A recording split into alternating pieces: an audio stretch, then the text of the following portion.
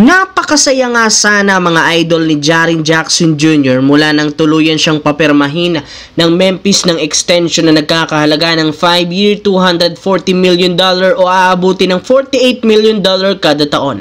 Nangangahulugan nito na isa talaga siya sa may tuturing na superstar sa liga at isa siya sa pinakamahalagang player ng Memphis.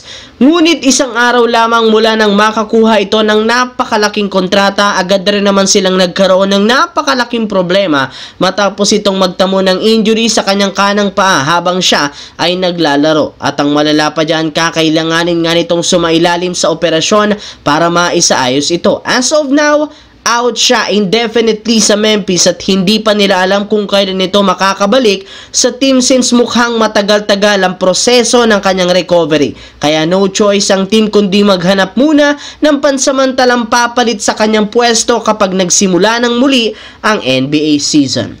Samantala, nauubos na ang pasensya ng mga fans at analyst kay Rob Pelinka dahil 2 araw nang nakakalipas simula nang magumpisa ang free agency, si Jake LaRavia pa lang ang nakukuha ni Rob Pelinka. Kaya ang tanong ngayon, ano nga bang pinagagagawa ng front office, bakit hindi sila makakuha ng bagong sentro para kina Luka at Lebron? Kaya suggest nila kung hindi nga daw makakagawa si Rob Pelinka ng isang championship lineup, mas mabuti nga daw na tanggalin na lamang nila sang general manager mismo na si Rob Pelinka. Ilang taon na rin naman itong pinamamahalaan ng Lakers kaya panahon na para palitan siya, lalo pat hindi nga ito nakakagawa ng paraan para mapalakas ang lineup. At sa kaswertehang palad, mukhang gagawin rin naman ito ng bagong may-ari ng Lakers na si Mark Walter, since sinabi na nito hindi siya magdadalawang isip na tanggalin ng kahit sino man sa prangkisa para lamang sa ikabubuti ng lineup. At base sa balita, una na ngang nasa listahan sa mga posibleng sisantihin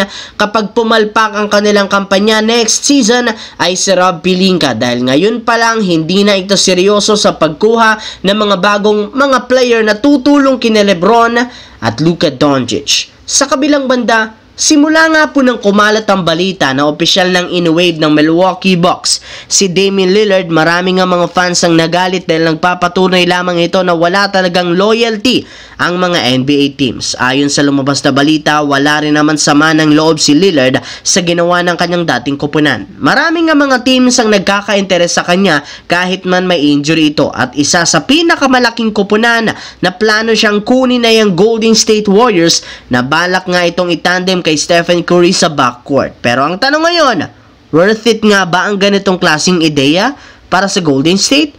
Well, ayon sa ilang mga analyst, meron nga itong pros and cons kung kukunin nila si Lillard ngayon. Umpisahan natin yan sa pros, kung saan magkakaroon sila ng isang legit at mapagkakatiwalaang katandem ni Curry sa backcourt, lalo sa offense at shooting. In fact, kayang-kaya pa rin naman itong magtala ng napakalalaking puntos na magagamit ng Warriors para ma-outplay ng kalaban. Sigurado rin namang kukuha na lang ito ng mas mababang kontrata na maaaring umabot ng full mid-level contract o $15 million per year. Ngunit sa kabila niyan, magkakaroon pa rin naman ito ng cons o disadvantage sa teams, since kakailanganin muna lang maghintay ng 1 taon bago ito makapaglaro. Isa pa, kung magsasama nga si Curry at Lillard, magiging problema ito sa team dahil parehas lamang itong walang depensa na siguradong pupunteriyahin ng kanilang kalaban.